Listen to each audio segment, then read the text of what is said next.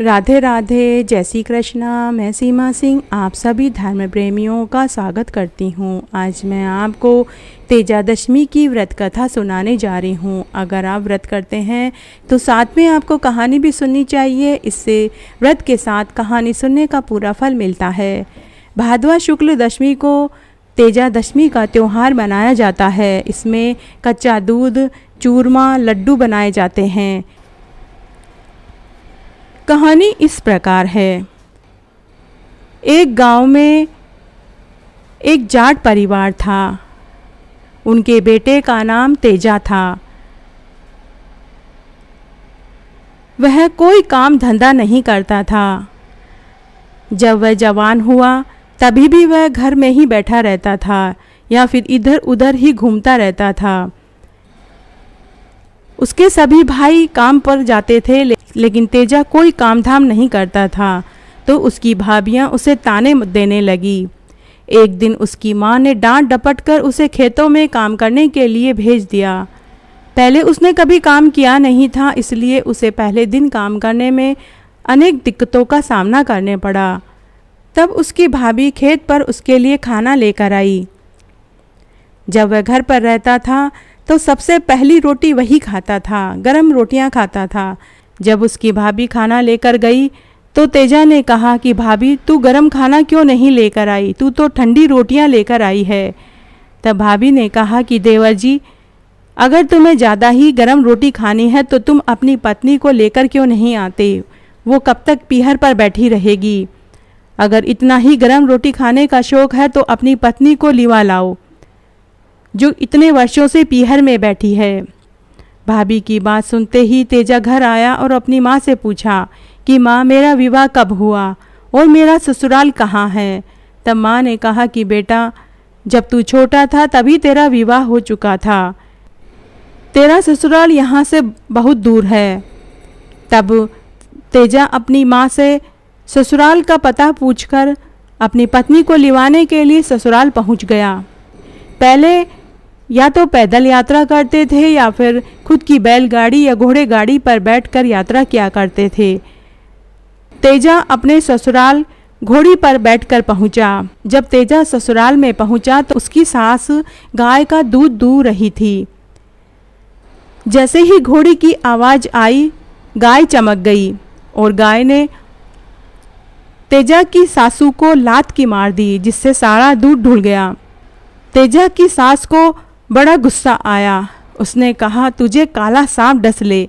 ऐसे ही उसने मुड़कर देखा तो उसने देखा कि घोड़ी पर उसका जवाई बैठा हुआ है। उसे ज्ञात नहीं था कि जिसे वो गाली दे रही है वो उसका जवाई ही निकलेगा। उसे अपनी गलती पर बहुत शर्मिंदगी हुई। उसने अपने जवाई को आदर के साथ घर में बैठाया। तब उसकी सास ने अपने जवाई को आदर के साथ घर में बैठाया और खाने के इंतजाम में लग गई। तभी वहाँ गांव की एक गुजरी रोती हुई आई और उसने तेजा की सास ससुर से कहा कि मेरी गायों को डाकू लेकर चले गए हैं। तेजा के सास ससुर कुछ नहीं बोले, लेकिन तेजा को यह बात सहन नहीं हुई। वह बहुत वीर था, उसमें बड़ी ताकत थी। गांव का कोई भी व्यक्ति उस गुजरी की मदद करने के लिए तैयार नहीं हुआ। सभी को डाकुओं से डर लगता था, लेकिन तेजा बड़ा ही हिम्मत वाला था। उसने गुजरी से डाकुओं का पता पूछा और उनके पीछे चल पड़ा। जब तेजा गांव के जंगल से होकर डाकुओं को ढूंढने के लिए निकला, तभी वहां एक काला सांप आया और उसने कहा कि मैं तुझे डसूंगा। तेजा ने कहा कि हे नागराज, मुझे डाकुओं से गायों को छुड़ाना है, उसके बाद तुम मुझे डस लेना। तब जंगल में ढूंढता ढूंढता तेजा डाकुओं तक पहुंच गया और उसने डाकुओं को ललकारा कि या तो तुम गायों को छोड़ दो या फिर तुम मेरे साथ युद्ध करो। डाकुओं ने तेजा के साथ युद्ध किया। युद्ध में तेजा का पूरा शरीर छलनी हो गया, परंतु उसने हार नहीं मानी। तेजा ने सभी डाकुओं को मार दिया और सभी गायों को छुड़ाकर गांव में ले आया, गुजरी को सौंप दिया। वचनों से बंधा तेजा गायों को गुजरी को सौंपने के बाद वापस जंगल में जाता है और जंगल में जाकर नागराज से कहता है कि हे नागराज, अब तुम मुझे डस लो। नागराज ने कहा कि हे तेजा, मैं तुझे कहाँ से डसूं? तेरा तो पूरा शरीर छलनी हो गया है।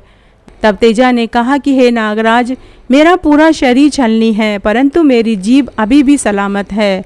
तुम मुझे मेरी जीभ पर डस लो। तब तेजा ने अपना भाला जमीन पर गाड़ दिया। नागराज भाले पर चढ़कर तेजा की जीभ पर ढस लेता है।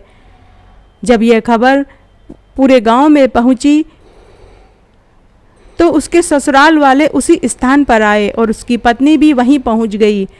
तेजा की पत्नी ने नागराज को गालियां दी कि मुझे मेरे पति के एक बार भी दर्शन नहीं करने दिए, तुमने पहले ही मेरे पति को ढस लिया है।